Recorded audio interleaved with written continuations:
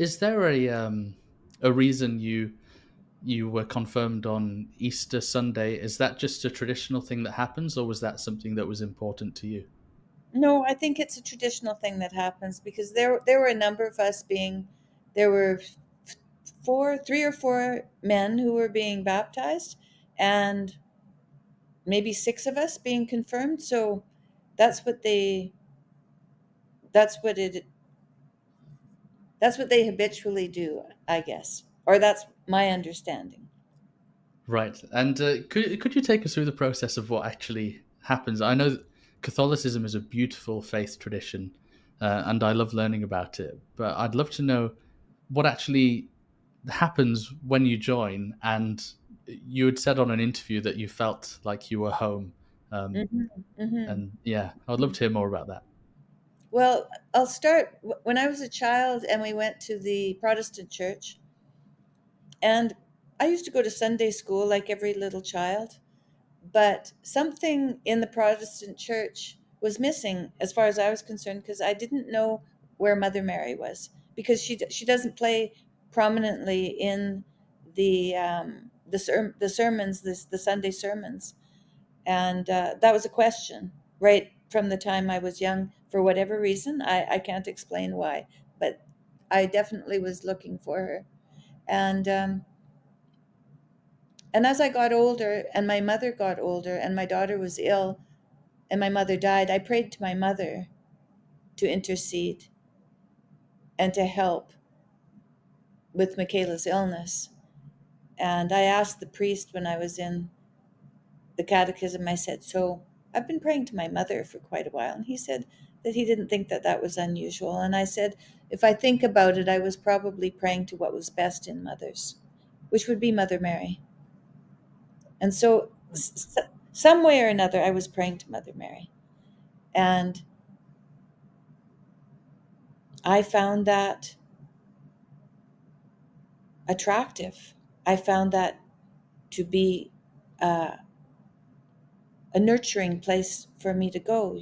So when I was sick, and Queenie, who herself became Catholic when she was in university, they took a trip to Rome, and she was confirmed there in Rome in her early 20s.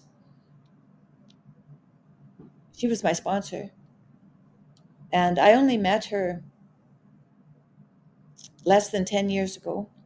She came to our front door searching for Jordan because she was working with a politician who was trying to uphold traditional family values in the education system in Ontario, which at that time was the beginning of it sliding away. And now it's completely slid away. But she and her friend came to the door hoping that Jordan would help them in some public manner to support their cause. And after the political campaign was over, now and then I'd find a bottle of or a can of maple syrup or something on my doorstep. She would just, so I didn't know her very well, but she would leave signs that she had been there. Just, just very kind signs that she had been there. And I don't even know if we had gone for a walk. After I knew her, we went for walks quite often, but I was in the hospital, right? And she emailed me and just asked if she could come. And it didn't seem that unusual because she had periodically showed up in our lives, just more kind of staying at a distance, not knocking on our door, but just showing that she'd been there. And so it wasn't out of the blue that she sent me this email. So I think that was good planning on her part to make sure that she kept in contact with us. And for some reason, she felt that that was important. So when she did ask if she could come and visit me in the hospital, it seemed fine. So I said, sure. And she brought me a portrait of Mother Mary and baby Jesus in the Asian form. So this was an Asian Mother Mary because Queenie's Asian. And she brought two rosaries that had been blessed by the Pope. And she said, "Would you like to pray the rosary?" I said, "Yes, I'd like to. I don't know how." And she said she was quite surprised that I said yes, because I guess she wasn't asking very many people, so she didn't know. Or she'd asked other people and they'd said no. I don't know why she was surprised, but she was surprised, and I didn't know how. And I can't remember why I knew about the rosary. I came from a small town. I lived very close to the Catholic school, the Catholic church. I walked by it all the time, but I had nothing to do with it, really. Hmm. And most of my friends were from the Protestant school. They put it on the other side of town, so I think we used to play volleyball against the Catholic girls, but we didn't have a lot to do with each other. They kept us pretty separate. So I didn't really have a lot to do with even the children that would have been Catholic. And I don't know anybody who carried a rosary either of the children. Now, I did have a very good girlfriend when I was young who took piano lessons from some nuns who were teaching piano lessons. And I may have gone there once when she was having her piano lesson. That's possible. I don't remember going, but I may have. I knew where they lived. And so that was probably my only Catholic community knowledge was the nuns. So I can't say why I knew about it, but I wanted to know about it, and it seemed right because I'd had this very profound experience when I told my son I only had 10 months to live, and realized that the doctor really what the doctor wasn't necessarily right, that he which I'd never really been somebody who was really devoted to my doctor's opinions. But for some reason, when they give you a cancer diagnosis, that seemed like something that he could do and that I should believe, like believe, right? And when I got home, I realized, oh, there was actually no reason for me to believe that any more than anything else I might have believed from a doctor. Of course, he may have had his reasons. There might be research that shows that outcome. But in terms of him having knowledge when I was going to die, I realized just how insane that is, that there's no way he would have any knowledge. No one has that knowledge. The only one who has that knowledge is God, the Father. And that at that moment was, and I've had moments like that since, moments that all of a sudden are more true than anything you've ever felt was true. It just was, oh, this is so true that I feel a deep understanding and a deep, I guess, surrender to this fact that the only one who knows is God, who only one who knows my destiny and who knows my son's destiny. And I said, all that we can do, is to accept any help that comes our way with gratitude, and see what God has in His plan for us, because it's not up to me. And I realized that it wasn't up to me, and I'd always thought that my life was pretty much up to me. I mean, little kids, if they get in a situation where maybe they don't have as much guidance as they might have, one of the things they might decide to do is to take that upon themselves, just thinking, okay, well then I guess it's up to me. And so that was really the situation I was in, that I was always told when I was a teenager to be smart and to come home alive. And that was my guidance. And so it really felt like it was up to me and it was in a way to make sure I sat beside the driver and didn't let him go off the road if he'd been drinking, or like it was up to me to be responsible. But I took that further. Not just to take responsibility for my actions, but I started thinking that I could take responsibility for which way my life was also going to be going, and the things that I would pursue would be under my guidance. And it was at that moment I realized that was all misguided. That was all much, much too much for any one person to think they could be influential on, and it was only up to God. And so really it did start from when I was young, but really culminated at that moment with my son. And then when Queenie showed up, by then I had my surgery already. But then the cancer was gone, but then I had I had a leak in my lymph system. They had taken all the lymph out from the left side of my abdomen, but there was a leak and they couldn't find the leak. There must have been one lymph node that they hadn't tied off, but they couldn't find it.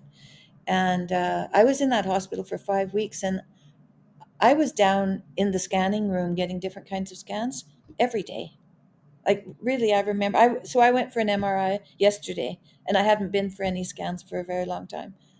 I just went for an MRI, a general MRI, just to see how I'm doing, and it reminded me of all those scans. And it was very cold in the basement, and I had gone from 130 pounds down to 90 pounds, so I weighed nothing, and I was just freezing. My family had bought me all kinds of wool, a wool hat, wool sweatpants. I had my son's hockey socks on, and I had a wool wrap that I wore around me, and I slept with a hot water bottle to keep me warm. So I was very cold, and I used to have to go down into the bottom of the hospital, and it was just one icy room after the next. So in terms of discomfort, it was really the cold. I was so cold that was excruciating for me. I was already under enough tension, I think, that just something is being cold. I remember when I was in my 20s, I worked as a volunteer in a palliative care. I volunteered on Saturdays, and there was a man there with brain cancer. And people with brain cancer, they're just healthy human beings, right? They just have something wrong in their Yeah. brain. So when you look at them sitting in bed, they look like they could just get up and leave because it doesn't look like there's anything wrong. But poor guy, his feet were cold. His feet were cold, and he could not stand it, you know. And I was a massage therapist. So I massaged his feet and I put some wool socks on his feet. And then the rest of the day when I walked by, he'd say, "There's the woman that warmed my feet." You know, he was so relieved. He was so relieved. And I thought, that's how I felt when I was in the hospital. I was so cold that uh, just being warm enough. Sometimes I'd take my duvet and I'd be on the scanner with this big duvet trying to stay warm. Um, yeah, it was quite the time. So then, she showed up right in the middle of all of that, Queenie. She showed up in the middle of all that and said, "Do you want to pray the rosary?" Of course. I mean, what was I going to say? Of course I said yes. There was lots of discomfort, and I'd already really surrendered that one day with my son. But I had no guidance from there because I was not a practicing uh, Christian, really. And so I needed some guidance. I needed to learn. And that was I thought that's a good place to start learning right there. It's something that I could do every day. It's the same, basically the same story. It's the gospel story. Every day I can uh, learn to pray for other people. So it's also it's service. So I can practice serving others in my prayer. And it was the perfect beginner step to being for taking that Christian morality into my daily life, because you have to take it into your daily life. I mean, it's good to go to church on Sunday, and that's something to do, but to do it every day. And I pray every morning in the morning. That way I can monitor how I'm feeling that day. If I'm upset about something, if I'm nervous about something, I can take that to prayer. I can give that to God. And then when I start my day, whatever I run into that day, I can be present for and hopefully respond. So the rosary was super helpful, and Queenie came every day for 5 weeks. So at the end of that, I knew it. She taught me to pray it with her, and I knew I knew it. I knew how it went. I knew the intentions, but then I could discover for myself after I went that. And so she just left. She said she didn't come to teach me the rosary. She came to give me that rosary that day and to leave that little picture. But then she taught me like the joyful rosary, and she thought, well, tomorrow there's a different mystery. I guess I better come back. So then she came back the next day, and then it was like, oh, well, there's still another one. I guess I better come back for that. So once she'd come back 4 times and taught me the mysteries, it had been 4 days in a row. It had been the same time, And she said she was surprised at how serious I was about it, that I was truly going through my life and trying to bring to mind the people I loved and all I all I all I was grateful for, and I was going through, and I think she felt that it wasn't something, maybe it wasn't time to turn away from that, so she just continued to come, and it continued to be that profound for 5 weeks.